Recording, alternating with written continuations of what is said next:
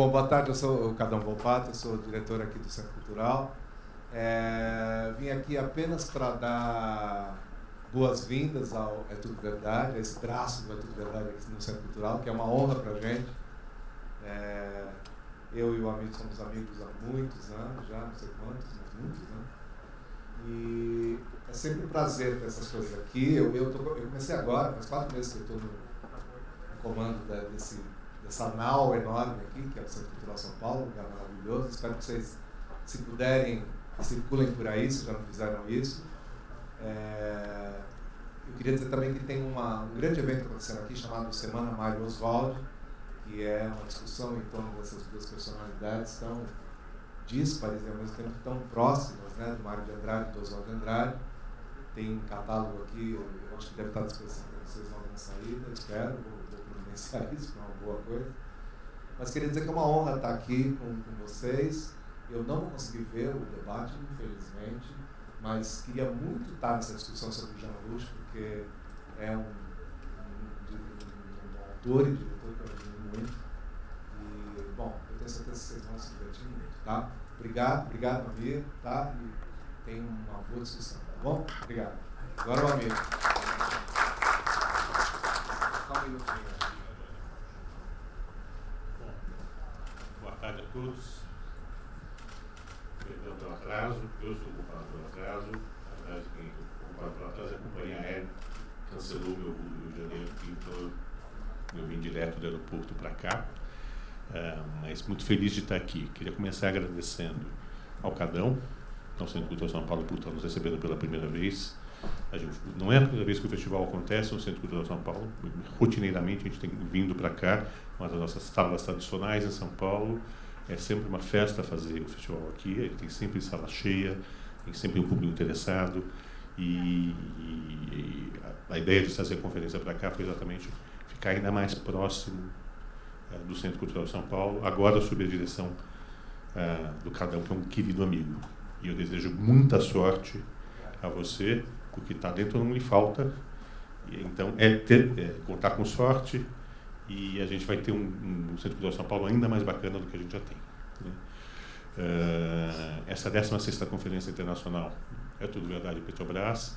Eu quero começar agradecendo a Petrobras por estar co-patrocinando a conferência com a gente pelo 3º ano consecutivo.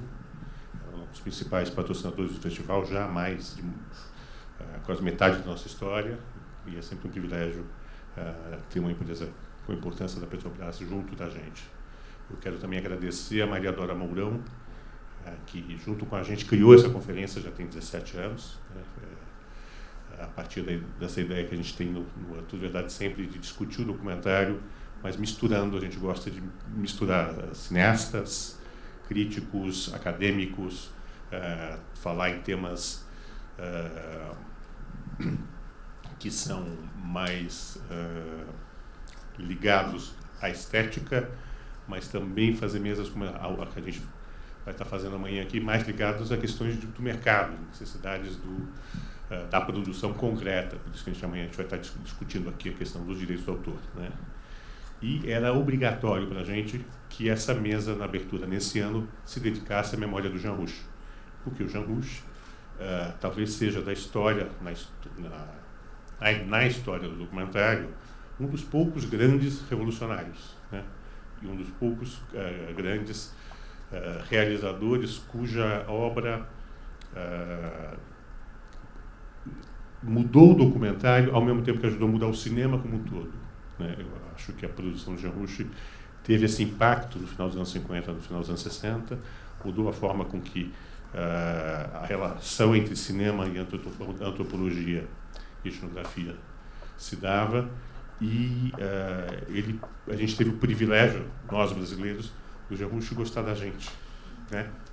Gostar do Brasil. Então, ele teve várias vezes aqui, ele teve vários parceiros brasileiros, e isso foi uma felicidade nossa, e modestamente a gente está aqui lembrando esse centenário dele.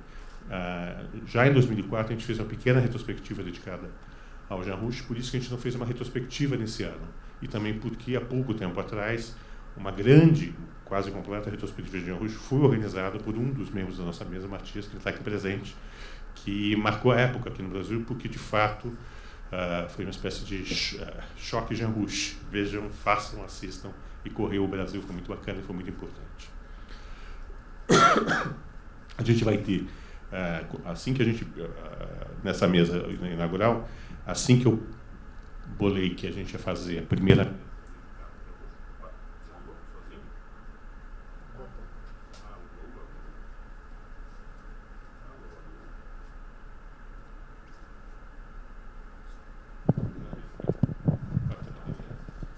Alô? Alô? Foi. Acontece.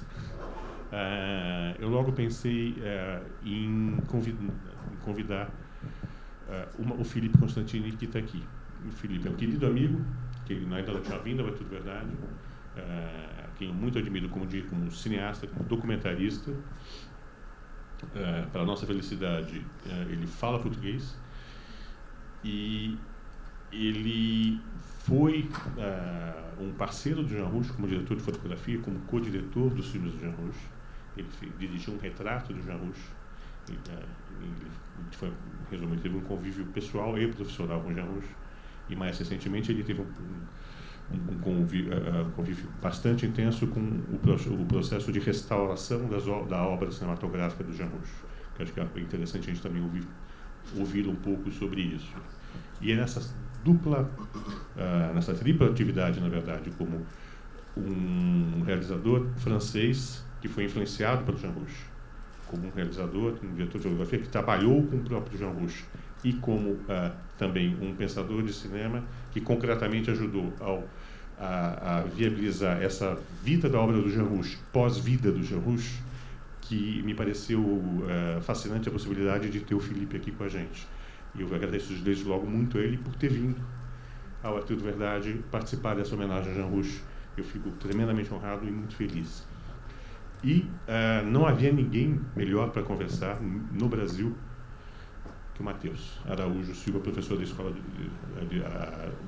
professor da minha escola de cinema, que é a escola de artes, que é a escola de comunicações e artes, comunicações e artes, exatamente. Da USP. Ele já organizou ciclos sobre Glauber, o ciclo sobre o Jean Rouch, já escreveu sobre o Jean Rouch extensamente. Esse grande curso que eu falei para vocês, essa grande retrospectiva que tem, acho que foi 2009, 2010, aqui não tem tanto tempo. Ele organizou publicações, ele estava me passando uma que eu não tinha.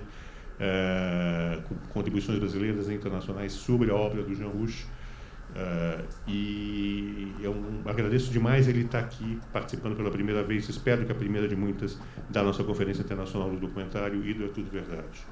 A conferência, como vocês sabem, acontece hoje, amanhã. A ideia básica, só para vocês entenderem, na conferência desse ano foi a conferência espelha cada um, mais de perto o festival do que outras conferências que a gente fez. Eu quis, de fato, fazer uma coisa que a gente estivesse debatendo aqui muitas das coisas que as pessoas estão vendo e muitas das questões que estão se apresentando nos filmes. E eu acho que a conferência, eu acho que é legal a gente fazer a conferência, já teve várias caras, né? A gente já fez monotemática, a gente já fez em cima de uma pessoa, já fez com mais acadêmicos, já fez com menos acadêmicos. Eu acho que o legal é os seres vivos são seres mutantes, como a conferência é. Então é isso que a gente procura fazer. Eu quero agradecer então, mais uma vez ao Felipe e ao Matheus, convidados então a compor a mesa. Desejar boa conferência a todos. Até mais tarde, cada um. Muito obrigado.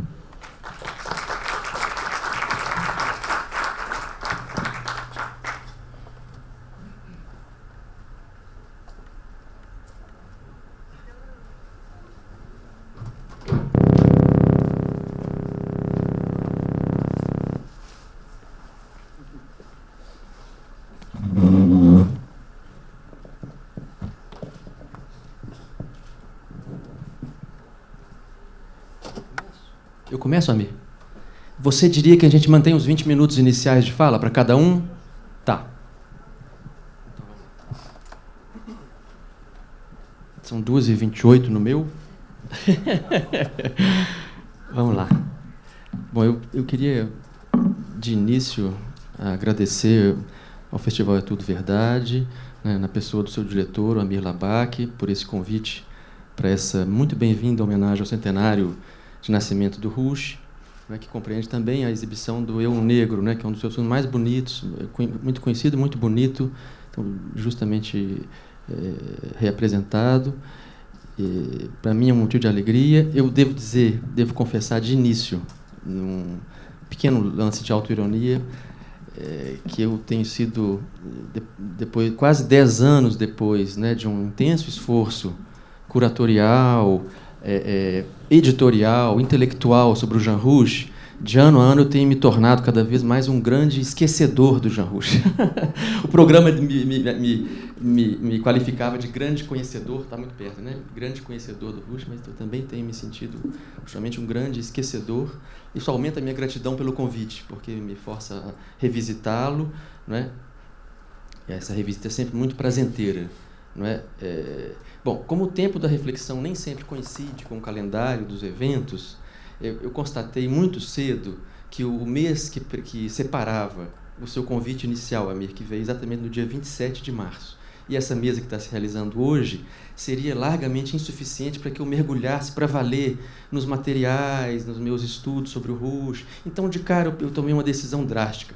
Eu vou improvisar, confiando um pouco na minha memória, né? Eu tenho um esquema que me ajuda a não esquecer alguns pontos que me parecem incontornáveis, tá certo? Vou anunciá-los. Vocês me ajudem, se eu estiver esquecendo alguma coisa, vocês me ajudem. Na segunda rodada de conversa, eu enfatizo mais algum ponto que tenha ficado na sombra nessa primeira rodada, tá bem? Eu pensei, entre os muitos aspectos, né, do que o trabalho do Rouch suscita, o itinerário do Rouch suscita, em me concentrar inicialmente em 4 pontos, tá? Que serão os seguintes. Primeiro, falar muito rapidamente, né, da filmografia pletórica e de estatuto sempre problemático do Rouch. Eu vou salientar isso, quão problemática é essa filmografia. O segundo ponto, eu vou falar muito brevemente também dos trabalhos em antropologia africanista do Rouch e num conjunto de relações que a gente pode estabelecer. Algumas já foram estabelecidas, outras ainda esperam um exegeta, um antropólogo comparatista que leve adiante esse trabalho de reflexão, que é a relação do Rouch com uma série de figuras tutelares da antropologia francesa. Não é? Então eu penso naturalmente no Marcel Mauss, mas penso no Marcel Griol, penso na Germaine Dieterlen, penso no Claude Lévi-Strauss, penso no Georges Ballandier, penso no Roger Bastide, poderia acrescentar ainda o Michel Leiris. Vou falar de algumas dessas relações muito brevemente, tá, gente? Isso aqui é um telegrama, né? Nós temos 20 minutos, não é isso? Tá. O terceiro ponto é isso que você já aludiu, você já aflorou, Amir, que é a longa e fecunda amizade do Rouch com o Brasil. Acho que essa é uma questão também incontornável, não é? Numa homenagem que se faça aqui. É uma relação muito rica, cheia de facetas, que ainda espera um historiador detalhista, não é? Para levantar o conjunto de relações que se travou entre o Rouch e o melhor cinema brasileiro moderno, de 65 para cá, porque a primeira vinda data de 65, Festival do Rio de 65. Tá? Vou dar 2 palavras sobre isso e vou finalizar essa primeira rodada comentando também, de uma maneira muito breve, a recepção do Rouch no Brasil, tá? Dos anos 60 até mais recentemente. Tudo bem? Eu acho que não estou esquecendo nada de decisivo e no final a gente completa, né? Tá bom? Vamos lá. Então vamos lá. Bom, em primeiro lugar, eu acho que vale a pena salientar, vocês todos devem conhecer o Rouch, devem ter familiaridade com o cineasta, salientar a extensão da filmografia do Rouch, né? São 6 décadas de trabalho, dos anos 40 até o início dos anos 2000. O Rouch morreu em 2004, né? Ele começa a filmar, para dizer o mínimo, em 46, não é isso? O primeiro filme que ainda existe do Rouch é de 46, com a velha câmera Bell e Howell. Então são mais ou menos 60 anos de trabalho contínuo. Isso é uma coisa, depois vocês me lembram, tem um aspecto que vale muito a pena salientar. O Rouch ele conseguiu adequar completamente o estilo e o programa de cinema dele às condições concretas de que ele dispunha. Então, o Rouch cedo se tornou um pesquisador do CNRS, que é uma espécie de CNPq francês, que é o Centro National de la Recherche Scientifique, que pagava ele um salário mensal de pesquisador.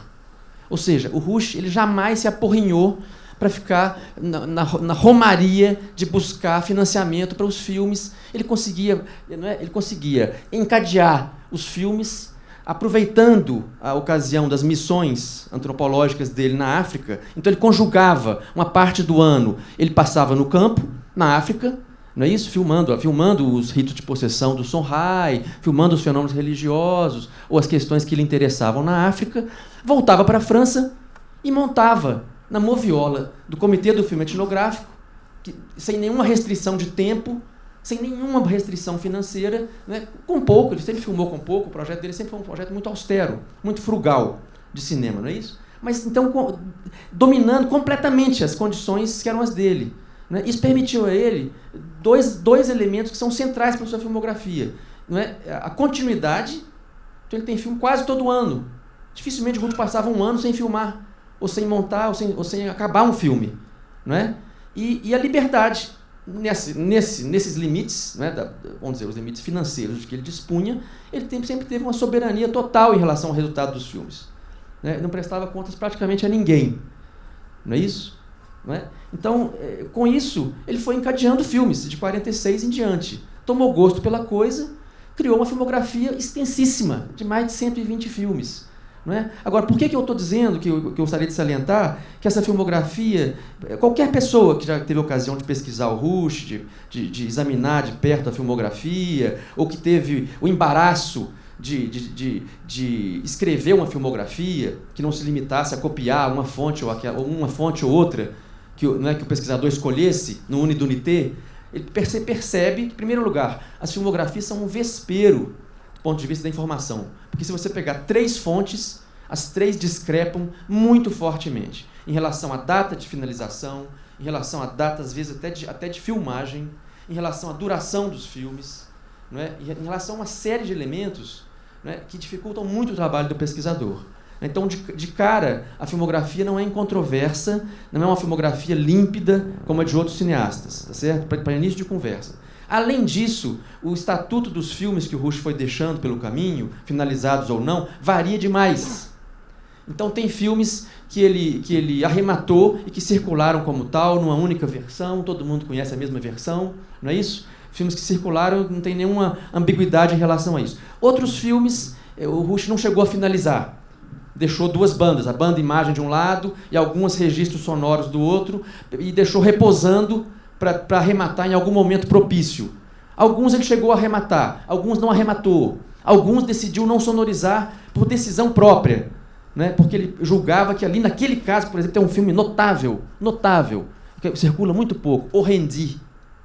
O Rendi é um estudo, os semioticistas diriam uma proxêmica do gesto, do ritual religioso, um estudo do gestual religioso, né, num terreiro, né, na periferia do Níger, né, de Niamey, da capital do Níger. É um filme um filme filmado em câmera lenta. São 80 minutos de uma gestual, não é, de uma oficiante de um rito de possessão, de um cavalo, como a gente diz, né, recebendo o espírito, em câmera lenta. É um filme extraordinário. Esse filme, por exemplo, o Rush não julgou que era digno de receber um som. Não é isso? A cópia que a gente conhece, que sempre circulou, né, com a anuência do Rush, é uma cópia sem som. Tá certo? Não tem nenhum comentário verbal. Isso acontece com alguns outros filmes. Né? Tem filmes em que o Rush tomou uma decisão drástica, isso inclusive são a maioria. Não legendar a fala do nativo africano. Era preciso que o espectador se relacionasse com ela, não é isso? Sensorialmente, não é? Sem que o cineasta abreviasse o caminho que leva, não é? De um ao outro, não é? Simplificasse a tarefa, apondo o texto francês, né? O texto do espectador, o texto da língua do espectador, não é? Àquele fenômeno que ele estava mostrando. Então, muitos filmes são assim, não é isso? Tem filmes que visivelmente esperavam uma demão final que não veio. Rush morreu antes. Alguns ele perdeu, outros ele remontou várias vezes. O caso mais famoso, né, é o caso do Jaguar, do qual houve uma projeção ainda nos anos 50, né, salvo engano meu, de um filme de mais de 4 horas. Esse filme marcou profundamente uma geração de cineastas decisivos do cinema francês moderno. Por exemplo, Jacques Rivette. Vocês todos sabem que o Jacques Rivette é um cineasta que trabalha com a duração dilatada. boa parte dos filmes do Rivette, não é? Levam 3, 4 horas para contar uma história, né? Para descrever uma situação vivida pelos personagens, que um cineasta mais convencional, não é? Mais enquadrado nos protocolos de comunicação, não é? Da exibição cinematográfica, contaria em 1h40, 1h50. Né? Essa experiência de ter visto uma versão longa do Jaguar marcou profundamente o Rivette. Né? Isso ele evoca em mais de uma vez. Assim como evoca a inspiração direta, de uma versão longuíssima, um corte longuíssimo de um filme notável do Rouge, Petit à Petit, que é um filme do qual existem 2 cópias que circularam, uma cópia de 4 horas, que era a cópia preferida do Rouge, não é isso? Em 3 partes, e uma cópia, foi uma cópia que era uma espécie de uma exigência, né, do produtor, de 1h30, que não é a que o Rouge prefere, que circulou talvez mais do que a outra. Tem essas 2 cópias que circularam. Pois bem, o Rivette viu uma cópia, uma projeção uma vez na Cinemateca, de uma cópia de 11 horas. 11 horas. Eles chegaram meio-dia na Cinemateca, saíram 11 da noite, esgotados, não é isso? Se limitaram a tomar um lanche, assim, uma pausa ou outra, rapidinho, e o Rivette disse que isso marcou profundamente, não por acaso. Logo depois, ele fez o filme dele, esse filme que é não sei se vocês todos conhecem, não. Um filme fundamental do Rivette, que é o Alt 1, que é um filme também de 11 horas. Ele disse, o Alt 1, se ele tivesse um pai, o pai do Alt 1 é o Petit à Petit, a versão longuíssima. É um filme que marcou. Então, vocês veem como... Então, vocês notem como é que essa filmografia é problemática. Ela é variável, ela muda de figura dependendo da angulação do observador. Nós vamos considerar tudo que ele filmou, independente da montagem, como parte integrante da filmografia, organicamente falando. Não é? Isso é um resíduo externo à filmografia. Não é? Dessas decisões do pesquisador depende, inclusive, a dimensão da filmografia do Rouge. O processo de restauro veio complicar ainda mais a equação, né? Na medida em que os filmes restaurados, eles mesmos, tinham um estatuto muito variado. Não é isso? Houve materiais restaurados que não se configuravam exatamente como um filme. Não é? Houve materiais restaurados que já tinham sido integrados a filmes maiores. Por exemplo, a Grande Seca em Simiri, não é? Havia uma cópia da Grande Seca em Simiri que integrava várias filmagens dos Yenendi, que integravam um filme que é uma obra-prima absoluta do Rouge. Rouge tem algumas obras-primas, uma delas, eu diria, um pequeno filme, Tourou e Biti, que é um filme de 8 minutos, que é uma filmagem de um rito de possessão que não dá certo. O Rouge continua filmando com a câmera sugestiona os músicos que não param de tocar, a continuidade dos tambores sugestiona o cavalo e o espírito desce. Ou seja, ali tem uma intervenção direta do cineasta sobre o fenômeno que ele mostrava. Uma possessão que não tomaria lugar acontece pela insistência do cineasta em não desligar a câmera. Esse filme é uma obra-prima. O Tourou e Biti aparece, por exemplo, na cópia que a gente mostrou da Seca em Simiri, lá no miolo do filme, do 110 aos 120 minutos, está lá o Tourou e Biti. Né? Então vocês percebem como... eu não preciso me estender nisso, eu não vou, aliás, em geral, não vou ficar exemplificando muito. Né? Confiem em mim, eu estou tentando ser o mais ponderado possível nas considerações, mas vocês notam então que isso aí, tudo esses aspectos que eu estou salientando, tornam a filmografia do Rouge um problema, mais do que um dado inicial, né, com o qual o pesquisador lidaria. Tá? Em todo caso, são muitos filmes. Vocês sabem que os terrenos de eleição do Rouge, etnógrafo, são os ritos, por um lado, os ritos de possessão do Songhai, né, uma população que vive sobretudo no Níger. Rouge filmou longamente isso. Era um terreno que ele conhecia como antropólogo. É o objeto da tese de doutorado de Estado dele, de vários trabalhos, de vários artigos, depois recolhidos num livro de ensaios antropológicos, né, mais recente, já que data do final dos anos 90. Né? Então, ali é um terreno que o Rouge conhecia muito bem como antropólogo. Ele dedicou boa parte da sua obra a filmar os ritos de possessão do Songhai, por um lado. Por outro lado, ele tem também um grupo de filmes muito importantes, que são os filmes que ele fez num universo, mostrando um universo que ele não dominava como antropólogo. Né? O universo dos Dogon, no Mali, né? Do qual ele deixou uma contribuição incalculável, inestimável, né? Seguindo os passos dos mestres dele, Marcel Griol, que foi um estudioso dos Dogon na maturidade, e da Germaine de Terlaine, que era um especialista, ela sim, um antropólogo especialista nos Dogon. O Rush se associou a eles, vamos dizer, integrou as lições do Griol, né, que morrera antes desse ciclo de filmes do Rush, e trabalhou em colaboração estreita com a Germaine Zitterlen, não é isso? E nos deixou um acervo impressionante de filmes, entre os quais algumas obras-primas absolutas também. Por exemplo, tem um filme do Rush, o Damad Ambará, que é uma experiência inesquecível de cinema, uma experiência inesquecível. Ele filma um rito funerário, não é? em que os Dogon homenageiam seus ancestrais, e tem uma mise-en-abîme extraordinária, porque o Rush, mostrando os Dogon que homenageiam seus ancestrais, ele homenageia o seu ancestral antropológico, Marcel Griol. Então ele integra textos inteiros do Griol na fatura mesma do filme, ele diz o texto do Griol, não é? Então uma dupla homenagem dos Dogon aos seus ancestrais e do Rush ao seu. É um filme extraordinário, uma beleza plástica extraordinária, parece um carnaval. Imagine um carnaval carioca com a beleza multiplicada por uns 50. É o Damad Ambará. Filme extraordinário, não sei se é do seu coração. É um dos filmes do meu coração, assim, é um filme extraordinário. Uma outra coisa que o Rush fez é um trabalho que não tem paralelo, não teve paralelo ainda, que foi a filmagem integral, né, de um rito também funerário dos Dogon, o rito do Sigui e cosmológico, o rito do Sigui, que é um rito que acontece a cada 60 anos, nas falésias de Band de Agarrá, em várias cidades, é um rito itinerante. Ele dura 6 anos, então a cada ano a gente tem uma etapa do rito que vai se desenrolar durante 6 anos, não é isso? E o Marcel Griol, que tinha estudado muito esse rito, mas que não viveu para vê-lo, porque ele morreu no meio, entre um e outro, né? O Griol não pôde ter uma relação direta com o rito, né? Ele estudou o rito por depoimentos indiretos de quem tinha participado. Ora, o Rush deu essa sorte. Então, entre 66 e 73, ele filmou ano a ano, não é? Com exceção de um ano em que teve uma seca muito, muito devastadora e o rito não foi realizado, mas foi adiado para o ano seguinte. O Rush conseguiu documentar o rito inteiro, não é? A cerimônia do Sigui. Isso é uma coisa extraordinária. Isso aí é um documento incalculável, de importância incalculável, né? Para o africanista e para o estudioso dos Dogon. Né? Ele mesmo, o filme, quando a gente examina essa série... Estou falando demais.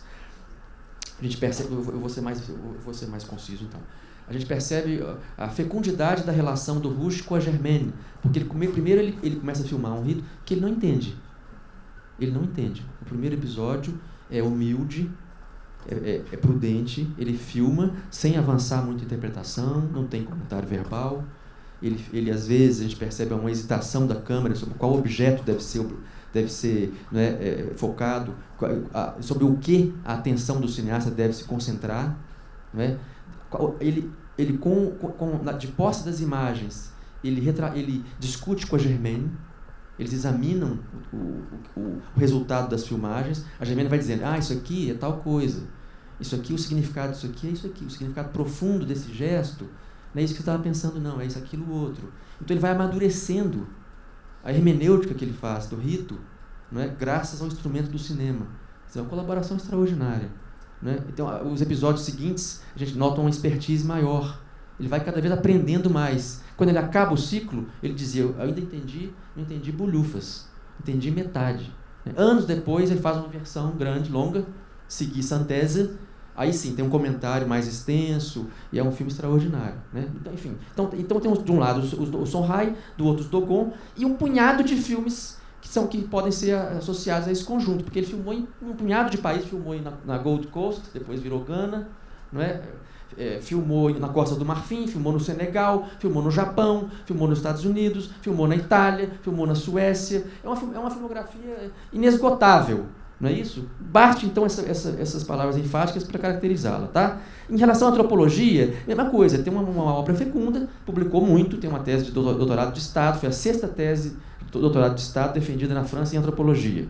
Então não é pouca coisa. Né? Vocês sabem que esse tipo de tese, você tinha que fazer 2 teses. Você faz uma tese compridona, grandona, não era a época dos 4 anos exigido pelas agências de fomento, não é isso? Às vezes era uma tese de uma vida, uma tese complementar também importante, maciça, não é isso? Um punhado de artigos, não é isso? Então, que fazem dele um especialista do Songhai reconhecido, Né? Eu tenho impressão, vocês aceitem um chute de um não especialista, eu tenho impressão que o cinema do Rush, guardadas as diferenças e respeitadas as diferenças de proporção, o cinema do Rush é mais importante do que a antropologia dele. Eu tenho impressão, não estou sozinho nisso. Tá? De uma maneira geral, o Rush ele é menos... O respeito que ele merece na comunidade dos antropólogos é menos maciço do que o respeito que o cineasta merece na comunidade dos cineastas, eu diria. Se você discordar, você pode, fica à vontade, viu, Felipe? Tá? Agora, em relação ao trabalho dele antropológico, aí tem um mundo de conexões, de relações a ser aprofundadas, né, entre o Rush e um punhado de antropólogos importantíssimos. Por exemplo, quando a gente fez o colóquio internacional que acompanhou a retrospectiva, a gente chamou ninguém menos do que o Luc Deuche para discutir um contraste fascinante entre a antropologia, do projeto antropológico do Rush e o do Lévi-Strauss, que são quase os opostos simétricos. Rush é um antropólogo siderado pela ideia de relato, de narração. Ele é um antropólogo narrador. Não tem o trabalho antropológico do Rush que não passe, de uma maneira ou de outra, pela narração. É um narrador, é um contador. O Lévi-Strauss diz que a narração, o relato da viagem, né, é um obstáculo, é uma espécie de mal necessário do trabalho do antropólogo, cuja tarefa é apreender estruturas invariáveis, né, é um trabalho intelectual, né, de apreensão, né, dos fenômenos que ele mostra, das estruturas profundas dos fenômenos. Rush é o contrário, Rush lida com o elemento sensorial, não é isso? Ele mergulha num ambiente empírico dos ritos, não é isso? E vai tratar disso de uma maneira sempre narrativa. Tá? Então, uma diferença importante. Né? O Rush deve demais ao Marcel Mauss, que é um antropólogo fundamental da antropologia francesa do século XX, que é um antropólogo de gabinete, que não fez trabalho de campo, né? Trabalhou no gabinete, muita erudição, e tem vários textos que foram decisivos no trabalho do Rush. Entre eles, o texto sobre a noção de pessoa e o texto sobre a noção de técnica corporal. Isso está na base do trabalho do Rush. Tá? A própria noção de cinetranse é uma variante, ou é uma versão das técnicas do corpo. É um caso particular de técnica do corpo. Né? Então, ele é um cineasta muito devedor do Mauss. Isso ainda está para ser feito um trabalho no âmbito da antropologia que compare os dois. A comparação acho muito fecunda. Com Griot e Germaine Diterlen, as discussões são mais frequentes porque são os dois mestres do Rush. Eles mesmos marcados pelo Mauss, foram alunos do Mauss, né? Então as relações são fortes, mas são evidentes. Então é natural que isso tenha sido objeto de mais estudos. Não é? A relação do Rush com o Léris, fascinante. Fascinante. O Léris é um antropólogo, é um escritor, um intelectual, antropólogo também, não é? Que dava importância à questão da primeira pessoa, falava em primeira pessoa. Então ele fez na literatura e na antropologia um movimento semelhante ao que o Rush faz no cinema. Né? É muito interessante pensar a relação dos dois. Né? E assim vai. Então, tem outras pessoas, eu estou vendo que o meu tempo está avançando, eu não vou me estender muito não. Tá? Mas isso vale para outros antropólogos ainda, né? Balandier, o nosso querido Roger Bastide, que foi um estudioso, né, frequente, né, dos ritos religiosos, né, que é um sociólogo da religião, com contribuições notáveis sobre a questão do transe, as religiões afro-brasileiras. O trabalho do Bastide também ganharia muito em ser comparado com o trabalho do Rush. Né? Isso é uma tarefa. Isso aí tem uma pessoa que poderia fazer bem no Brasil, que é a Fernanda Peixoto, que declinou do nosso convite naquele momento, estava muito sobrecarregada, mas que acho que deveria assumir essa tarefa. Né? Ela, que é uma antropóloga comparatista, discutiu a relação do Bastide com Gilberto Freire. O Rush calhava exatamente para pensar essa relação, né, dos dois. A Fernanda calhava, né? O que mais? Então, já falei dos filmes, falei da antropologia. O Rush teve uma amizade com o Brasil, que essa aí merece um estudo à parte, específico, né, que precisasse fontes, recolhesse depoimentos, levantasse documentos, porque a relação é muito fecunda. Ela data de meados dos anos 60, né, ela passou por uma coincidência curiosíssima, que foi um festival notável, o último festival do colombiano, em Gênova, né, em que o Glauber lia o manifesto, conhecidíssimo, né, sobre a estética da fome, e o Rush, o congresso se chamava Terceiro Mundo e Comunidade Mundial, com um timaço de participantes, que incluía Antônio Cândido, Murilo Mendes, Guimarães Rosa, Edgar Morin, Jean Rouch, um festim, né, um festim. Nesse congresso, o Rush pronunciou uma conferência, né, sobre a cultura negro-africana e suas expressões cinematográficas, África, América Latina e América do Norte, no momento em que o Glauber lia o manifesto, a Estética da Fome. Então vocês notam que é uma convergência extraordinária. Não por acaso, nesse festival, o Vidas Secas ganhou o prêmio de melhor filme.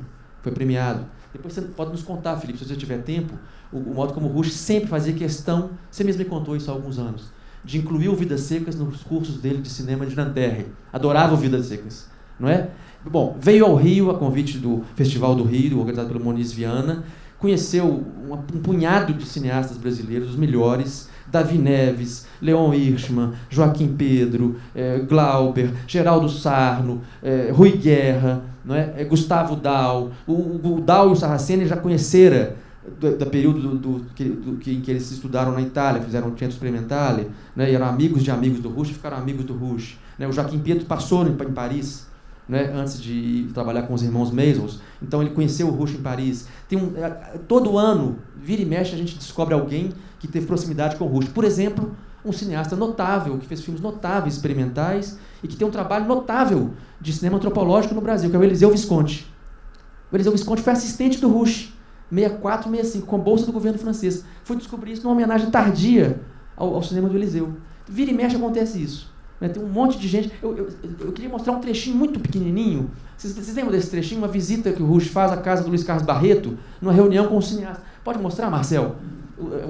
A imagem em movimento. Aí tem o Louis Marc Aurèle, um crítico francês importante, decisivo para a recepção do cinema novo brasileiro, apresentando as pessoas. Esse aqui é o Leon Hirschman, Joaquim Pedro. Lembra disso? No filme do Eric, ele conseguiu essa imagem. Isso só existia como foto, uma foto de muito má qualidade da Funarte, que estava num livro de entrevistas, e só existia um documento como foto. De repente eu descubro, embasbacado, esse trecho que o Eric usou, conseguiu levantar e usou. É extraordinário. Vocês conhecem? Vocês viram todos os filmes do Eric Rocha, não? O cinema novo? Não. Vale a pena mostrar? Vale? Então vamos embora. Vamos lá, vamos ver. Hã?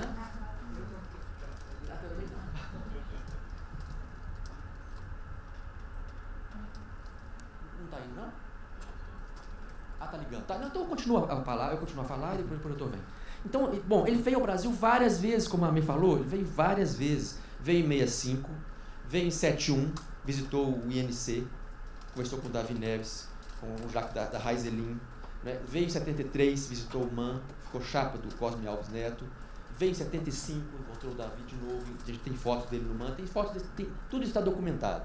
Né? Veio em 79 e levou o coice do Glauber, um momento particularmente infeliz do Glauber, que o acusou de ser um agente do Quai d'Orsay, que teria vindo espionar as riquezas minerais do Brasil para contar para o governo francês. Foi um momento difícil da relação dos dois, eles gostavam muito. Rush ficou muito magoado, foi vencer a mágoa anos depois, no festival que o Lino Michiquet, na retrospectiva que o Lino Michiquet organizou como uma espécie de desagravo ao Glauber, que também tinha brigado no Festival de Veneza em 80, fizeram uma integral, o Rush viu a integral inteira com os olhos cheios d'água. Isso é Françoise Foucault que me contou, viu com ele, com os olhos cheios d'água, essa retrospectiva. Reviu todos os filmes do Glauber. Não é? Então, depois ficou amigo, mais tarde, do Guel Arraes, em Moçambique. Não é? Quer dizer, em 96 veio para o festival, para a Mostra Internacional do Filme Etnográfico, da Patrícia Montemor. Estava lá no Rio com o Perrot, veio em São Paulo, participou de uma mesa com o Geraldo Sarno. Era uma parceria do festival, da Mostra do Filme Etnográfico, com o LISA, que é o Laboratório de Imagem, Som e Antropologia da USP. Estava lá discutindo. Em 2003 veio para a Jornada do Guido Araújo. Então vocês notem, ele estava ligado a vários festivais, ele participou de festivais. Já está podendo, né? Vamos embora. Manda brasa, Manda brasa. O cinema novo foi descoberto pela Europa, pela crítica europeia, sobretudo pela crítica italiana e francesa. E a gente começou a empatotar na própria França com a turma dos Cahiers de Cinema.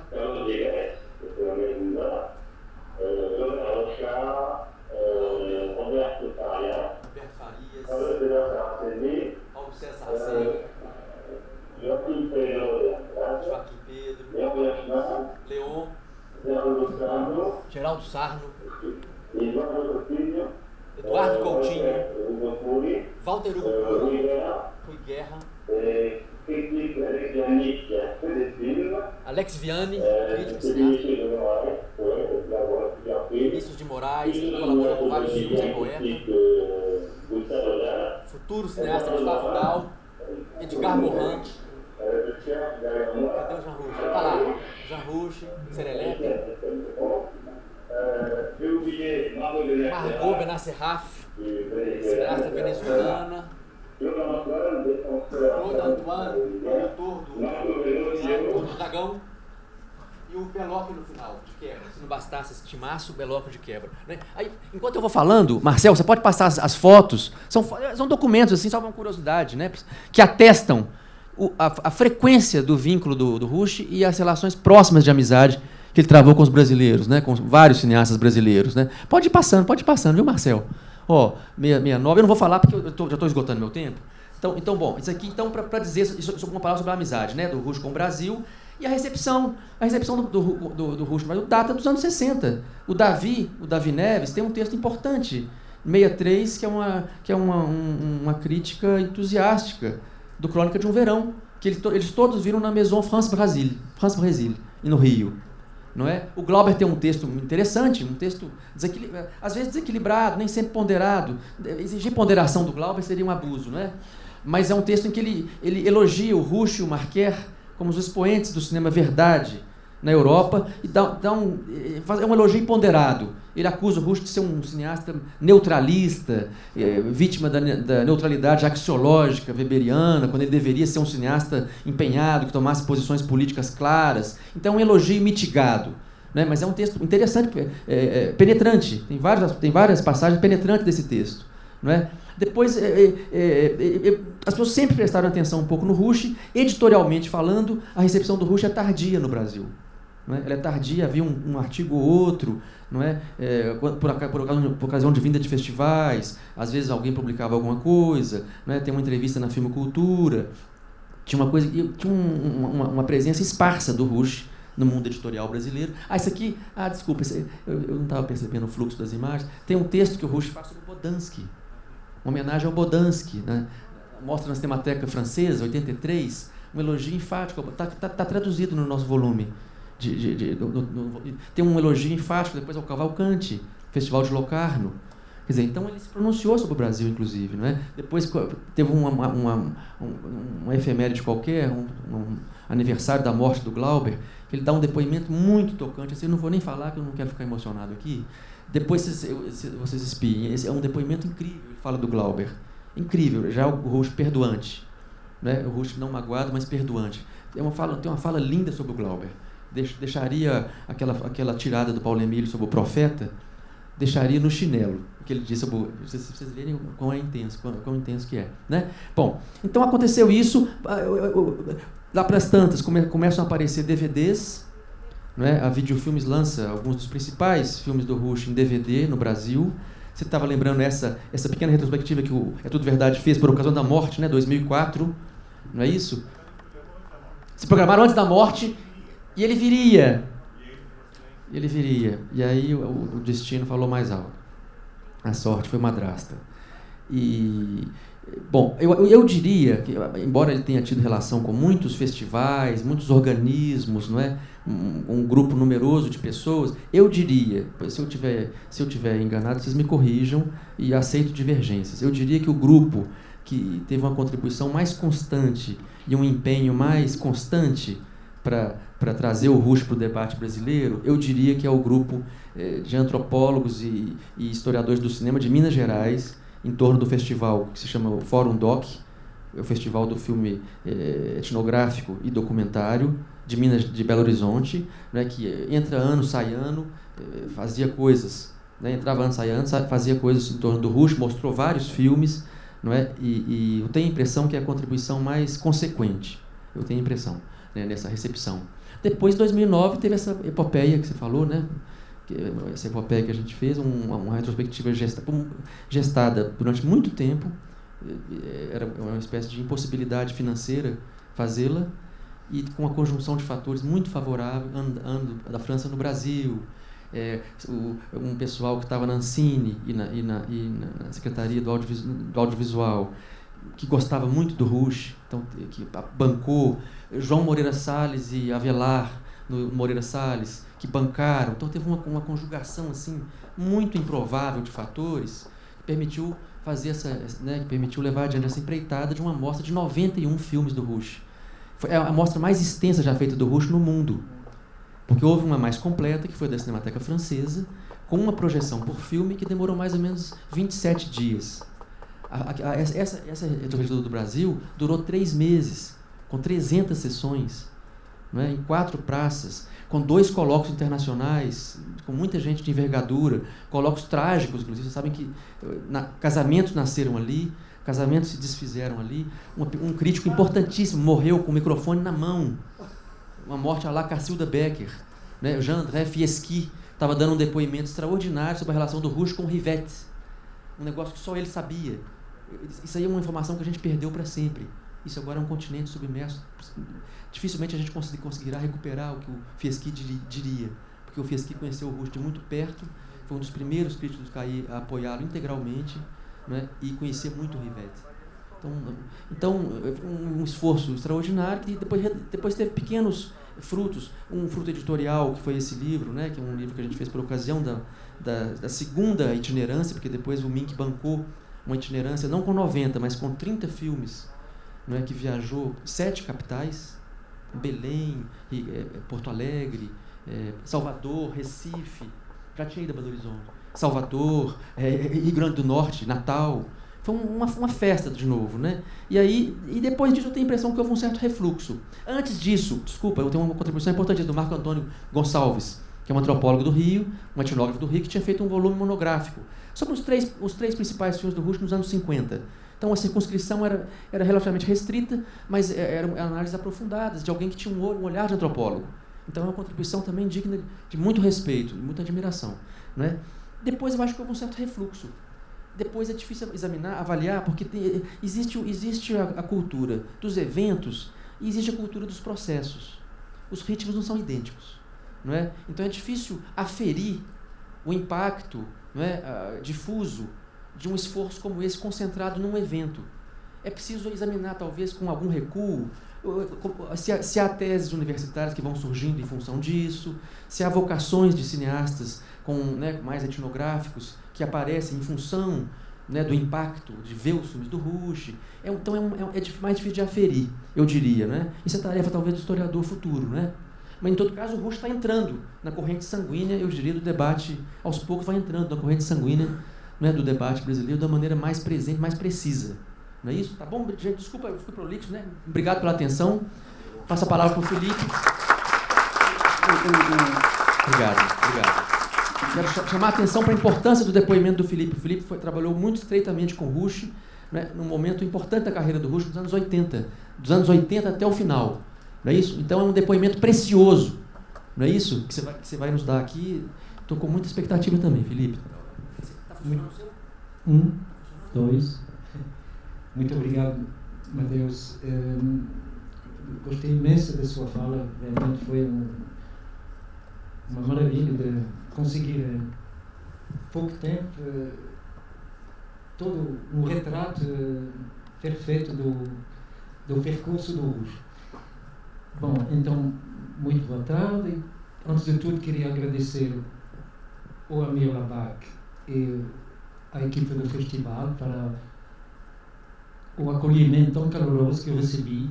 Realmente fico muito, muito honrado. Então, vou tentar falar da minha experiência com o Rouch. A minha experiência começou na faculdade de Nanterre, Paris-Nanterre, no princípio dos anos 70, exatamente, em 69, 70. O Rouch acabava de criar um seminário chamado Cinéma et Sciences Humaines, Cinema e Ciências Humanas, com uma aula semanária na Cinemateca de Chaillot e um curso prático feito por 2 técnicos, monitores. E essas aulas foram para mim uma descoberta fabulosa do cinema do Rouch. Nessa altura eu estudava antropologia e sociologia na faculdade, mas entrei no curso e pensei logo, quero fazer esse cinema, eu quero fazer esse tipo de cinema. as aulas do Rouch eram muito informais. Tive conferências com projeções de vários filmes, como o Mateus salientou, filmes de... aliás, verdade, nós vimos os filmes do Farkas, por exemplo. Vimos, o Rouch gostava muito de apresentar todos os anos uma seleção de clássicos do cinema, os filmes do Vigo, de Jean Epstein, Rossellini, etc. E ele convidava, a gente não sabia de manhã, quando a gente assistia, entrava na Cinemateca, às 10 da manhã ou até às 1 da tarde, a gente não conhecia o programa, era tudo feito na hora, improvisado, era uma surpresa. E, aliás, a gente chamava o curso da grande missa, uma missa muito divertida, na verdade. E foi então que descobrimos um filme isso já foi no ano de 70, foi quando eu regressei, porque entretanto eu fui embora de Paris, da França, em 74, eu fui viver em Portugal, mas eu quero voltar ao princípio. Nas aulas, eu me lembro de uma aula incrível, de uma projeção, que o Rouch convidou um cineasta soviético que tinha fugido da União Soviética, ou então foi expulso, não me lembro, mas foi. E ele só tinha conseguido a salvar uma bobina de som. E o Rouch passou a bobina de som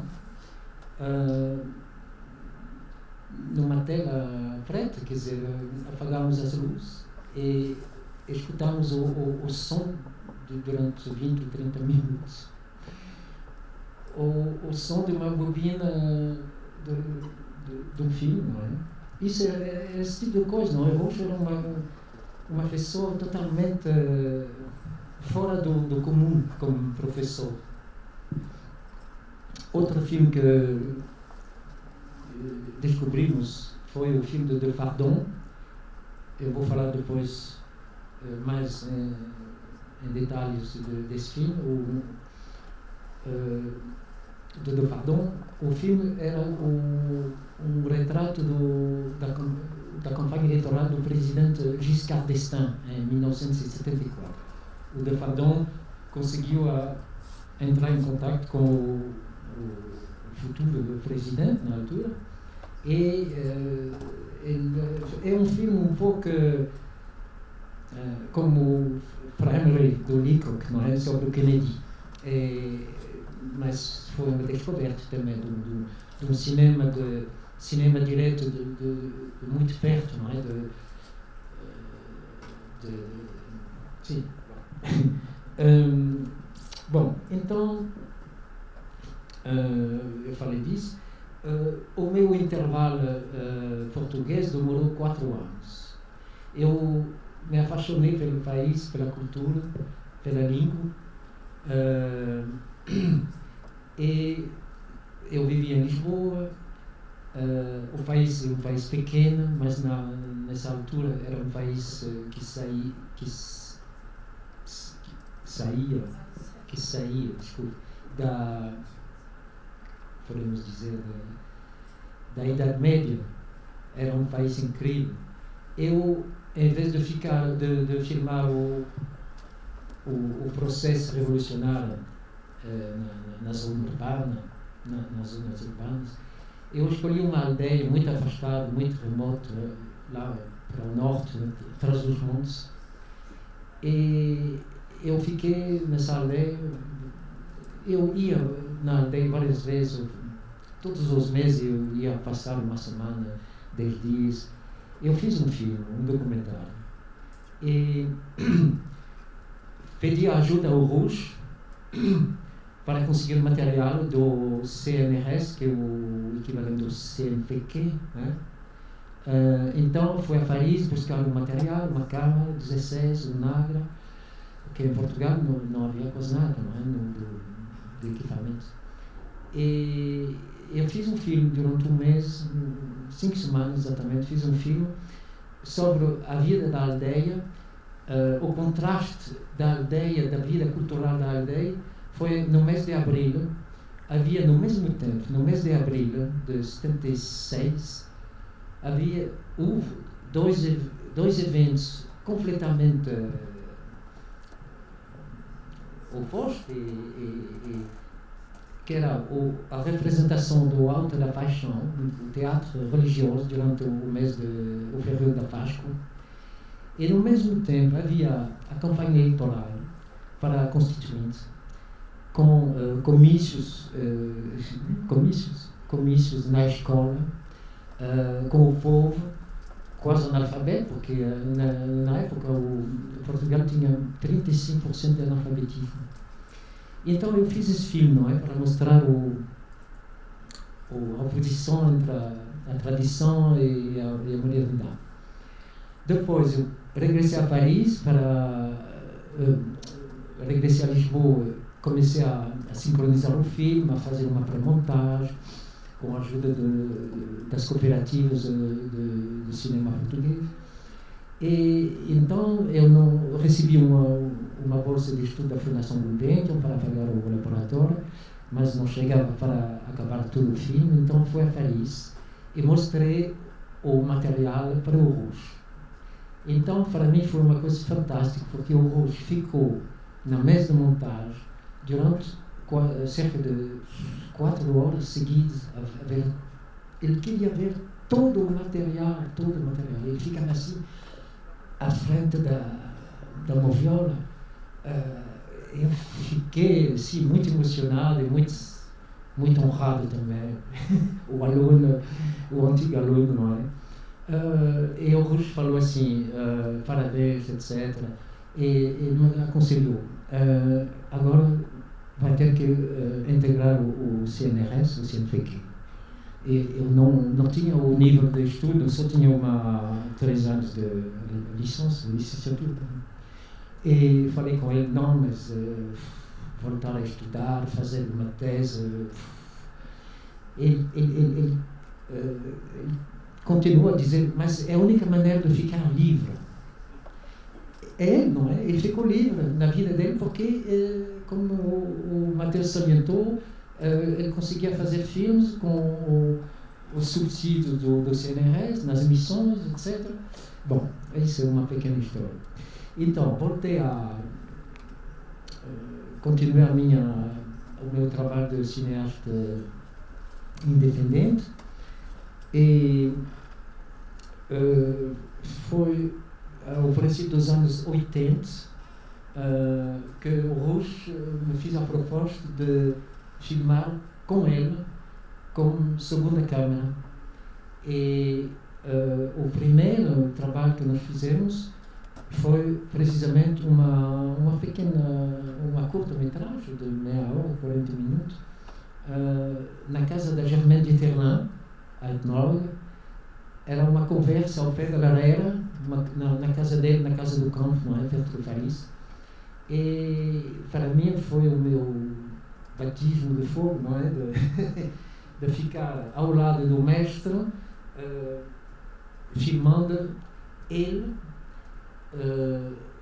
conversando e filmando ao mesmo tempo. Era uma coisa, na época, muito, para mim, muito novo, não é? De ver um cineasta com a câmera no ombro, continuando a falar, conversando. Eu aprendi muito. E vamos então ver algumas fotos só para dar uma ideia.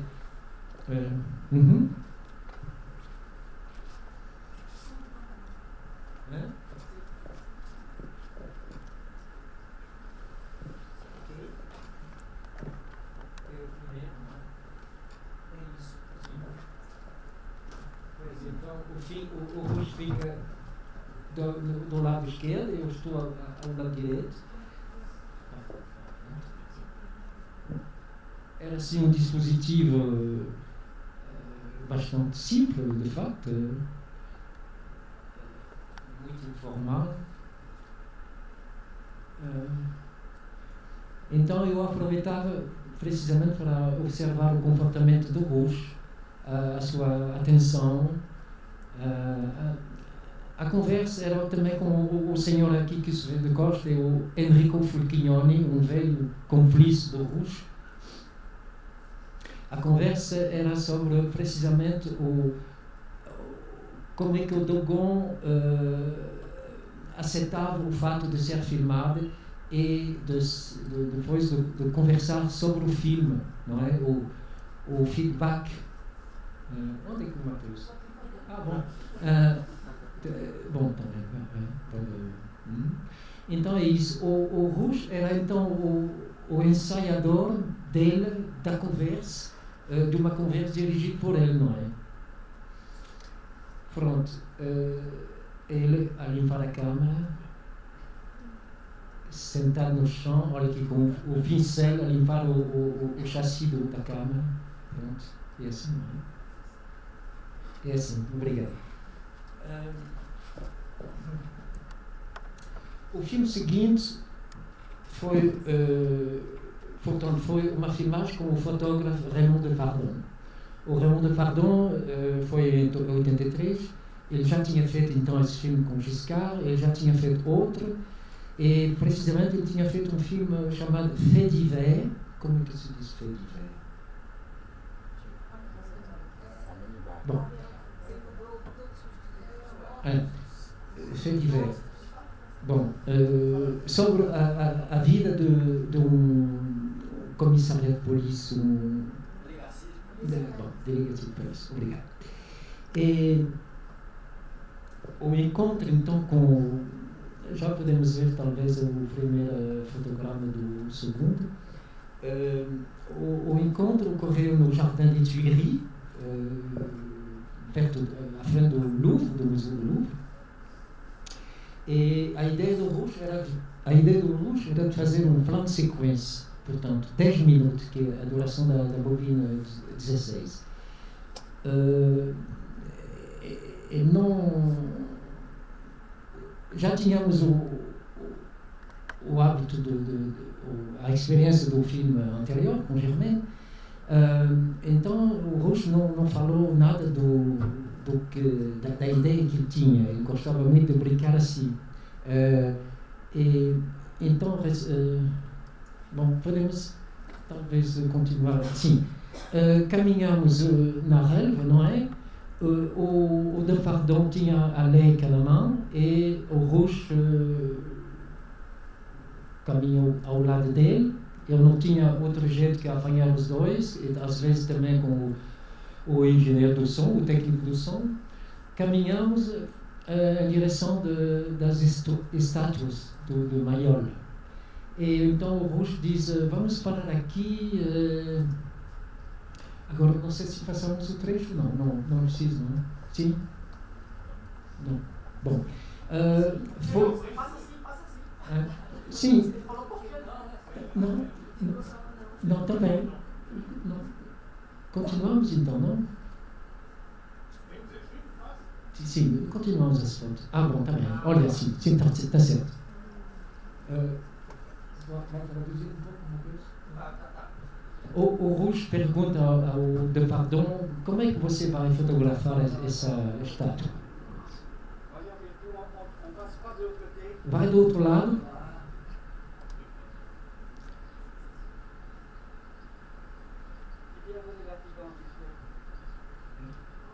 Como é que se faz?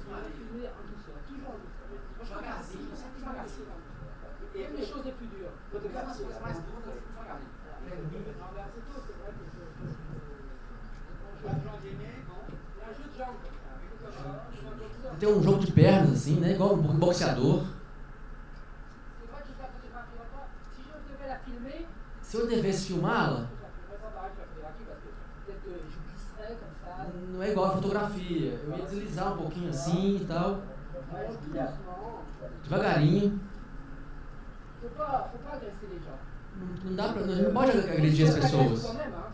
Est-ce que la police pour toi était Não se agride a si Au mesmo. départ, elle était très agressive, mais j'ai essayé, justement au contraire, de ne pas être agressif, d'essayer d'être plus...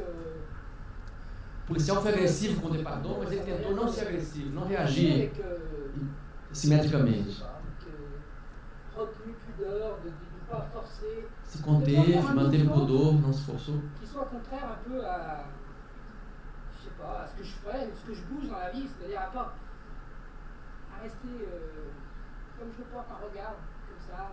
Tento fazer como eu faço na vida, manter um olhar calmo, tranquilo. Si tu la filmes, Philippe, passe ta caméra. Felipe, dá a câmera aí pro Raymond. Bon.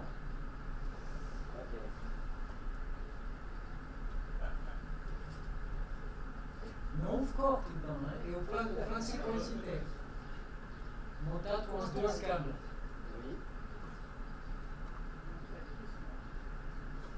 Fazer devagar.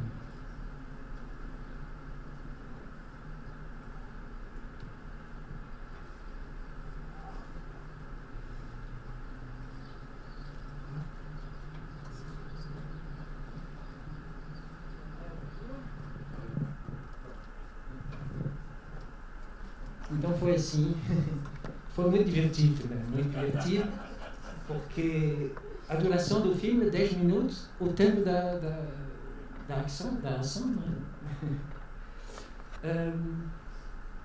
O filme seguinte, um ano depois, o Rouch me convidou a trabalhar numa longa-metragem, Dionysos.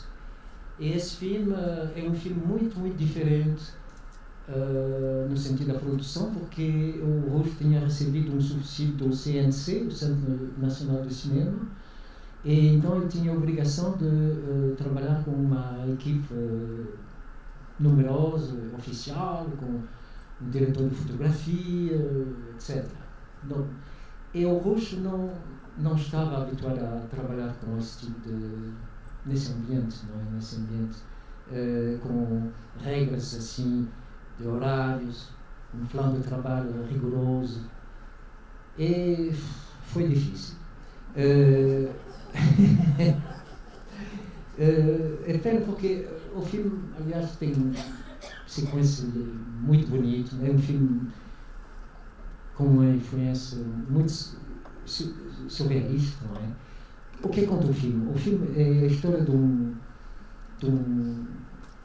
pesquisador, não é? De um pesquisador que fica contactado por uma empresa, uma fábrica de construção de carros, no sentido de melhorar as condições de trabalho e de produção. E o conceito do engenheiro, daquele personagem, o conceito é o trabalho na alegria, trabalhar na alegria. E, então filmamos numa fábrica fora de serviço que era como um estúdio, não é? E eu falei da dificuldade de Rouch de se adaptar às condições. Por exemplo, o Rouch, de manhã, o sítio da filmagem era fora de Paris, não é? Nos arredores de Paris. E o Rouch, de manhã, ia buscar Germaine Dieterlen, que tinha um papel no filme, e ele ia buscar a Germaine na casa dele e chegava sempre atrasado, sempre atrasado. Então isso repetiu-se tantas vezes que a equipe, uma vez, foi um dia que o Rouch queria filmar, estava inspirado, ele começou a filmar, e o diretor de fotografia olhou o relógio e mandou a desligar o gerador. Imagina o ambiente.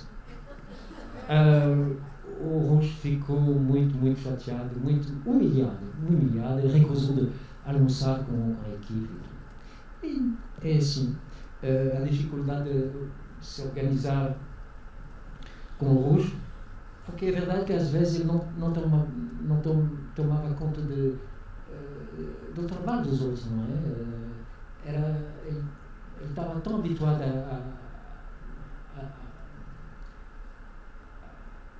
a sua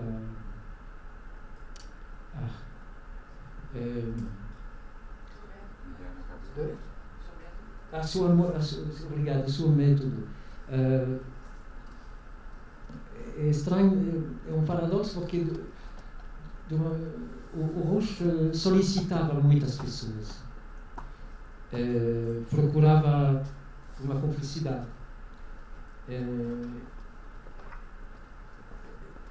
Roche era também uma pessoa muito sedutora e mesmo se uma pessoa não estava com vontade de fazer o que ele queria, ele acabava por fazer.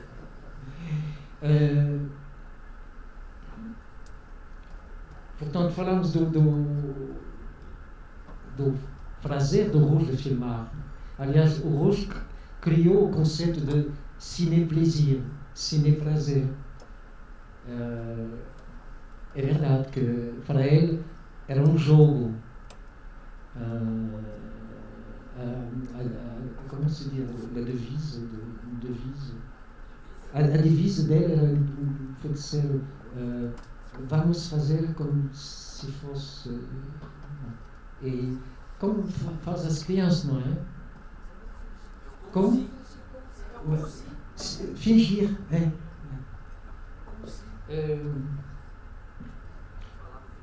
O Roche, quando o Roche pegava a câmera, isso anotei muitas vezes, quando ele se transformava, ficava muito com uma febrilidade incrível, quase possuído pela câmera.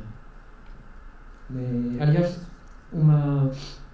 encontrei vários montadores que trabalharam com o Roche. E uma delas me contou uma história seguinte. Uma vez, numa filmagem, ela estava presente, ela assistiu e reparou que o Roche pegou a câmera e começou a filmar. E o Roche tinha um assistente de câmera, e o assistente falou com o Roche,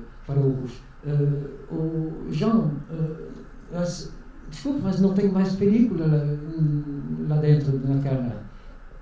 E o Roche respondeu, não tem importância. É assim, o Roche era assim mesmo. Não sei se é mesmo verdade, mas é assim. É totalmente imprevisível.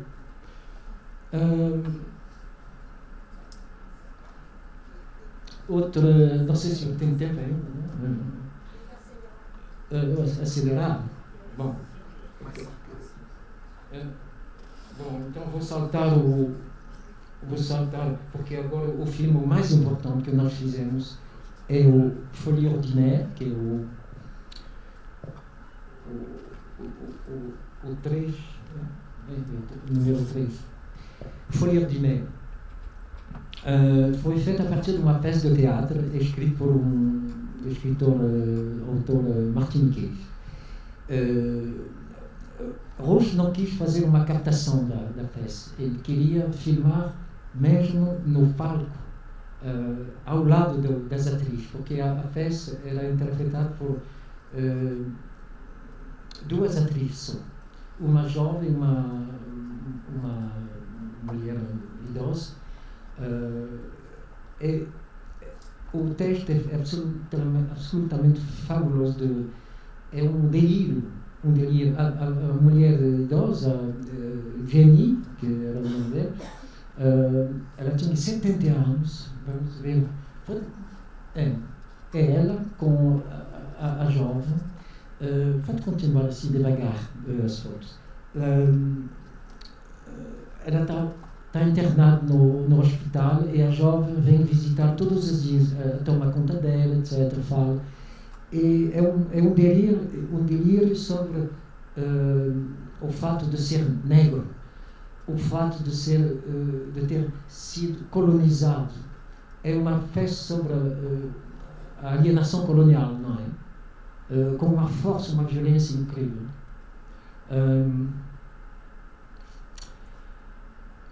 Nós filmamos então juntos com elas, com o mesmo sistema de câmera, mas uma das câmeras havia um desfazamento entre as câmeras. O Rouge começou a filmar, porque a duração da bobina era 10 minutos, e como o Rouge queria captar tudo sem corte para que as atrizes não se sentem interrompidas na ação, na dramatização. Eu então comecei a filmar 3 ou 4 minutos depois do Rouge. Assim, quando a bobina do Rouge acabava, eu ainda tinha película, e assim sucessivamente, alternativamente. E foi realmente uma coisa. Filmamos então a peça de 1h20, a filmagem demorou 1h20. Era assim a única maneira de transmitir a intensidade dramática. A gente andava de pés descalçado para não fazer barulho. O Rouge filmava com um grande angular para apanhar muitas vezes as duas no mesmo tempo, não é? Juntas. Eu, com uma lente mais fechada, eu me aproximava, eu olhava o Rouge do olho esquerdo, porque eu sabia que o Rouge era incontrolável, ele mexia tanto que às vezes eu recuava para não entrar no campo dele. É verdade que não fizemos ensaio nenhum, só que nós tínhamos visto a peça no teatro e tínhamos lido o texto muitas vezes para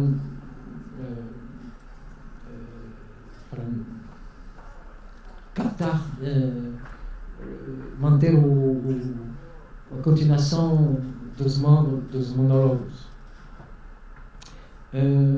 Então, sim, é isso que é engraçado, que éramos em junho, na altura do torneio de tênis de Roland Garros. Quando acabou a filmagem, o Rouge me disse: está vendo, filmamos uma partida de duplo mixto, de duplas. Foi uma boa partida de duplas. Mas é verdade que era um desafio de fazer esse tipo de filmagem com película.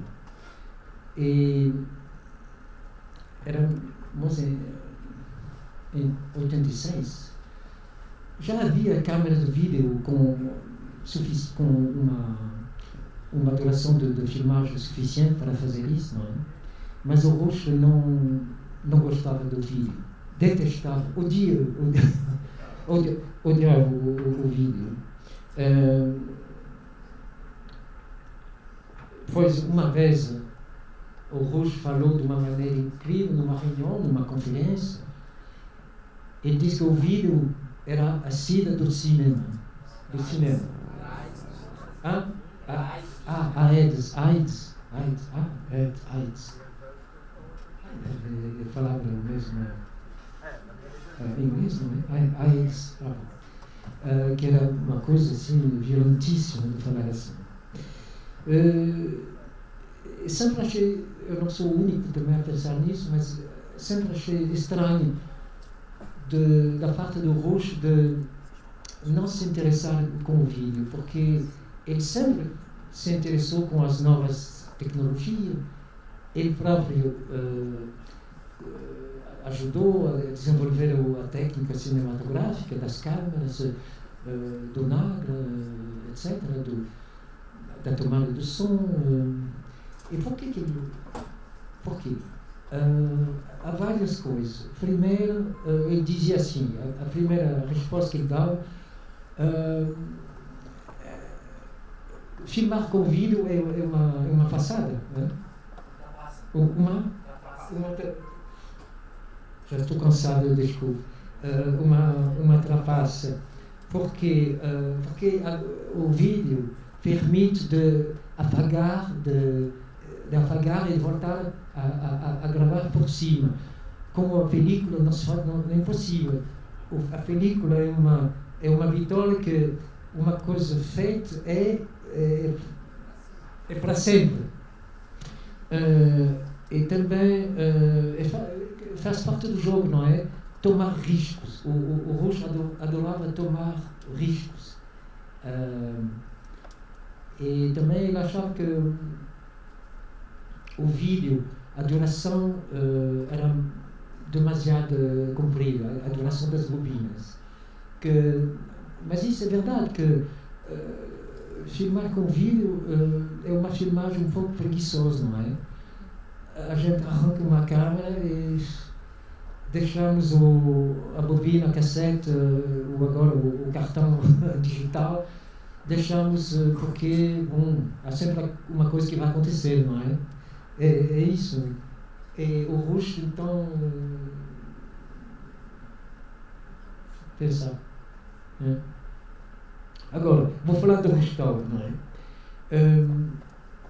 O restauro, como salientou o Mateus, é uma obra gigantesca. Foi depositado então no CNC, Centro Nacional do Cinema, no Departamento dos Arquivos. Agora vamos ver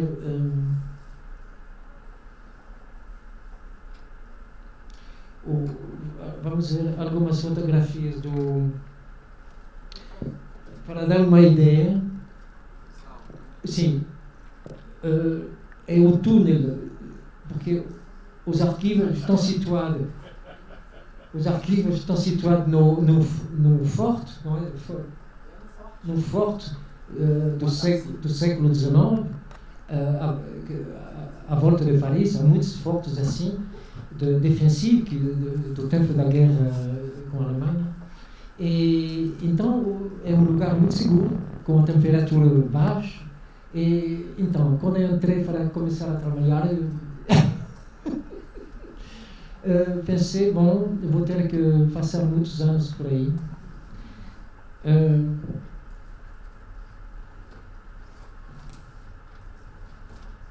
Portanto, foram 150 títulos registrados. Fizemos na próxima também. Portanto, havia bobinas reveladas, mas quer dizer, aqui são bobinas de 30 metros que ele usava com uma câmera mecânica, não é? 30 metros. Portanto, a primeira operação foi o visionamento de todas essas latas e classificação.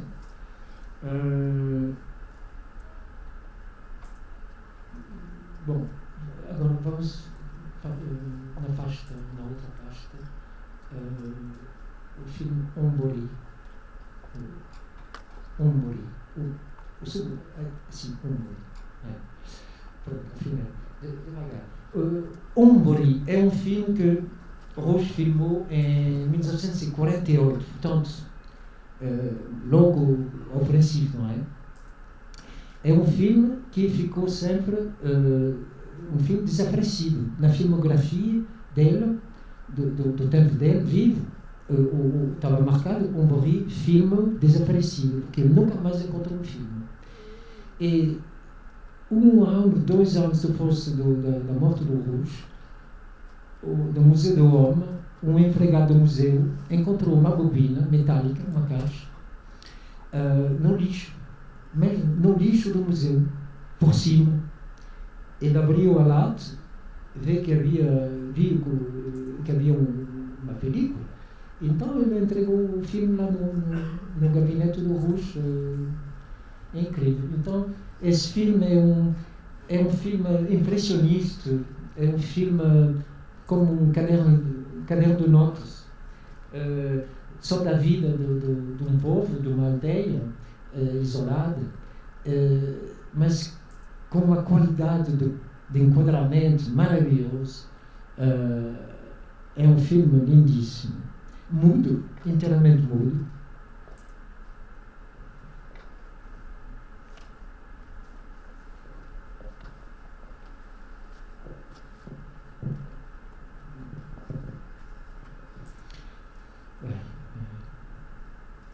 Olha que beleza.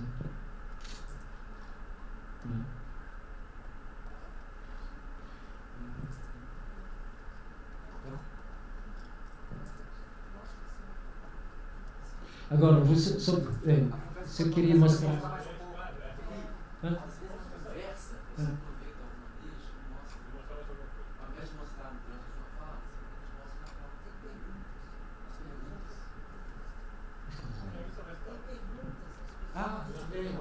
Não, só quero mostrar um minuto. O processo, este é o 30, não, vamos ver diretamente o 16, o filme. Este é o filme original em 16mm, com 2 perfurações. E o processo do restauro, eu devia ter falado logo disso. A melhor qualidade para o restauro é de ampliar o 16 para 35, porque é uma vitória muito mais segura, muito mais sólida. Então, por exemplo, esse fotograma vai ser ampliado, vai? Não, é outro. Bom, este é o 16 e a seguir vai ser o mesmo fotograma quase em 35. Está vendo? Com a faixa de som ótimo. Bom, era assim, eu acho que. Bom.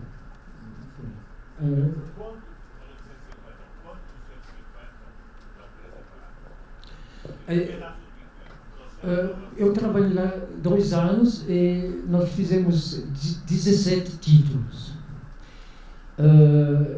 Mas é evidente que todos os filmes, os 150, não vão ser restaurados com esse processo de ampliação 35, que custa muito. Mas muitos vão ser digitalizados.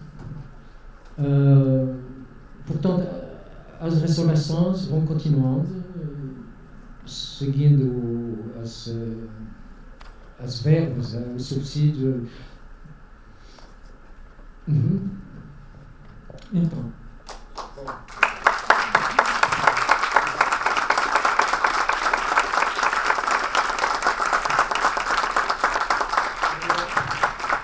Obrigado por você.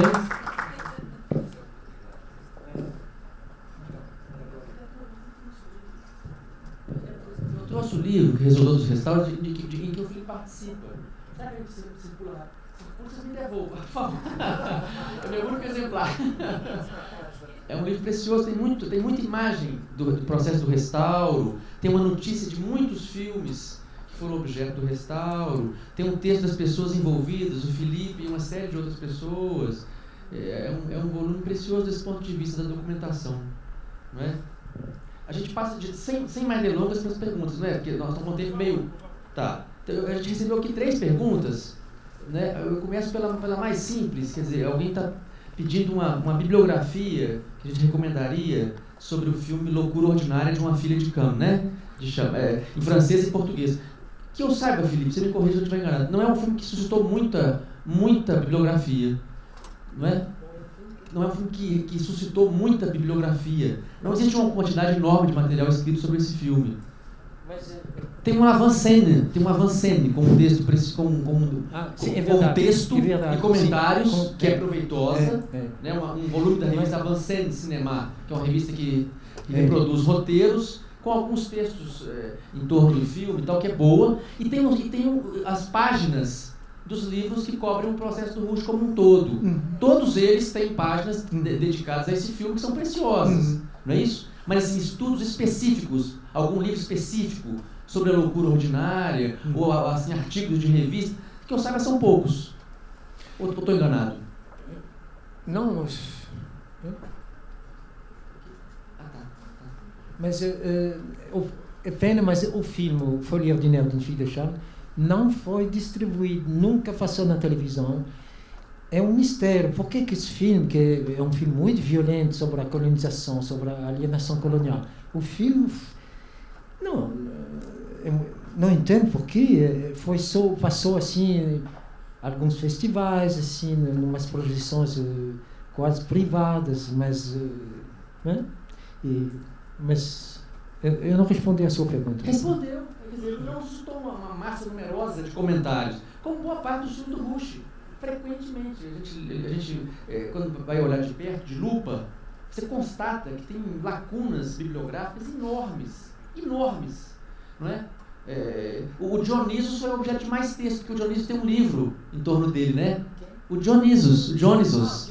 Porque aí teve uma publicação, passou em Veneza. O Dionysus foi produzido por Bromberger, Pierre Bromberger, com uma saída outra coisa.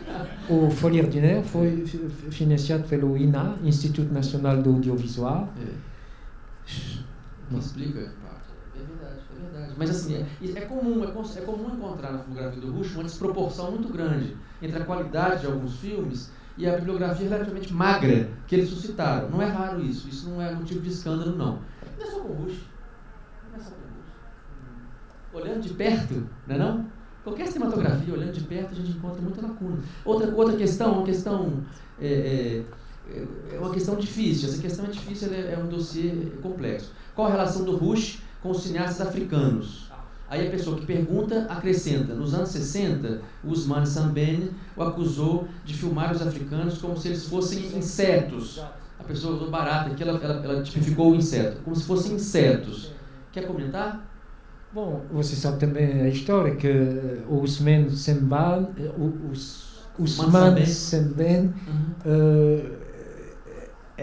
era um cineasta muito político, no sentido mesmo da formação dele, não é? Ele foi formado na União Soviética. E o Rush, mesmo que o Rush tinha uma visão política, Moulin Noir é um filme político, não é? Moulin Noir. Claro. Mas o que você acha? Dessa questão? Não, do conflito entre os... Eu acho que não é raro encontrar um certo mal-estar dos cineastas africanos, porque eles consideram, com razão, que há algo de ilegítimo em o Rush, um cineasta francês, não é? Vem do país colonial, representar o cinema africano. Eles têm toda razão. Esse incômodo é compreensível, não é? Agora, é preciso lembrar, primeiro, o Rush foi um cineasta que estimulou muito os cineastas africanos a fazerem os seus filmes. Ele nunca disse, olha, o cinema africano sou eu, pessoal. Não. Eu sou representante legítimo do cinema africano. Ele sempre falou, olha, é preciso que os africanos comecem a fazer os seus filmes. Exatamente. E foi assim inclusive, ele tem um papel importante no desenvolvimento da cinematografia, por exemplo, do Níger. Ele ajudou a fundar um centro de produção do Níger que possibilitou os cineastas fazerem filmes. Ele ajudou o Mahou Gandar a fazer os seus filmes. O protagonista do Moulin Noir, né? Ele fez 3 ou 4 filmes, em uma grande medida com o apoio do Rush. Então ele jamais quis usurpar o lugar do cineasta africano. Quem pensa isso está cometendo uma injustiça flagrante. Agora, é evidente, o Rush tem uma ambiguidade que está no coração do projeto dele de cinema. Ele fez cinema associado a organismos que, de certo modo, trazem uma marca de nascença de um país colonial, da empresa colonial.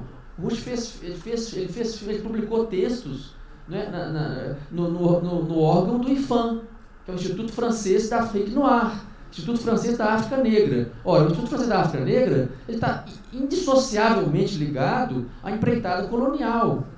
Não é? Agora, ele é um cineasta tão interessante, um intelectual tão interessante, que, vindo desse contexto e trabalhando nessas estruturas, ele foi capaz de subverter o discurso colonial. Ele apoiou calorosamente o processo de descolonização na África. Ele tem um filme, por exemplo, um filme extraordinário. É um filme extraordinário de mostrar junto com o Anwar, que é o Baby Ghana. O Baby Ghana é um filme que celebra calorosamente a independência do Ghana, o nascimento do país, que era Gold Coast. O primeiro país africano a se tornar independente. E o dispositivo antecipa exatamente o dispositivo do Mar Noir, do Eu Negro. Porque o Rush está passeando, filmando a festa da independência, né, as pessoas alegres, as cerimônias públicas, etc. E ele chama um habitante local, um nativo, para comentar as imagens. Não é um nativo do Ghana, é um nigeriano imigrado. Um imigrante. É um imigrante. Sim, mas um africano. Mas uma coisa muito engraçada é que no princípio do filme, o africano abre a janela da casa onde ele mora, ele põe a bandeira francesa fora, dizendo ao Rouge: eu sou muito feliz porque hoje é a independência, eu vou pôr a minha bandeira, a minha bandeira, que é a bandeira francesa. É engraçado. Mas o dispositivo é o dispositivo de dar a palavra, né, para o africano, que vai improvisar diante da banda imagem. É rigorosamente o que acontece no estúdio de rádio, em que o protagonista do Eu Negro, né, comenta as imagens que ele está vendo. Então é um filme notável desse ponto de vista. Desse ponto de vista político, nem se fala. É um filme claramente favorável ao processo de independência. Né? O Eu Negro, Os Mestres Loucos, também são filmes... Desculpa, eu estou com o telefone chateando todo mundo. Esses filmes também são... Era o meu, desculpa. Perdão. Então, assim, tem que ter muita nuance para pensar essa questão. Não dá para pensar essa questão a partir de uma fala do Ousmane Sembène, retirada de contexto. A conversa é longa, a conversa do Rouge com o Sembène é interessantíssima. O Rouge enuncia elementos que são centrais no seu projeto de cinema. A ideia, por exemplo, de lutar de uma maneira encarniçada contra o desaparecimento de tradições transmitidas oralmente. É o texto, do meu conhecimento, é o texto que ele é mais claro nisso, dizer que isso é uma tarefa do cinema dele, trabalhar contra o desaparecimento de tradições que são transmitidas oralmente. O cinema tem que lutar contra esse desaparecimento. Lembra dessa passagem? Essa ninguém cita. As pessoas pegam um pedaço de uma fala, né, hostil do Sembène. O Sembène tinha uma relação difícil com o Rouge, é verdade. Não é raro encontrar alguns cineastas que têm relação mais difícil. Mas tem vários outros que foram muito próximos. Né? E o trabalho do Rouge na África, ele é impensável sem a colaboração, pelo menos com o trio de amigos do Rouge, o Damouré Zika, o Talu e o Lam. Todas as etnoficções foram feitas juntos com eles, né, em um trabalho colaborativo. Né? Então, é preciso ter muito cuidado, eu diria. É preciso ter muita precaução. Mateus, diga. É importante dizer que os três são de 3 etnias diferentes. Sim. E isso também, eu acho que é uma demarche política. Sim. Eu acho uma vontade, entenda? É um gesto político. Que é um gesto político de reunir três pessoas de etnias diferentes num país que tem várias etnias e para precisamente demonstrar que a vida pode ser harmoniosa entre as etnias diferentes. Tá bom. Olha, o nosso tempo está estourando. Tem 2 perguntas que a gente vai responder lá fora. Para 2 pessoas, uma sobre o som e uma sobre a legendagem africana dos filmes. A gente responde lá fora. Né? Tá? Eu agradeço muito a atenção, agradeço mais uma vez o convite do Amir, a presença do Felipe. Não é? É isso aí, gente. Uma boa continuação do debate. Né? Tá? Muito obrigado.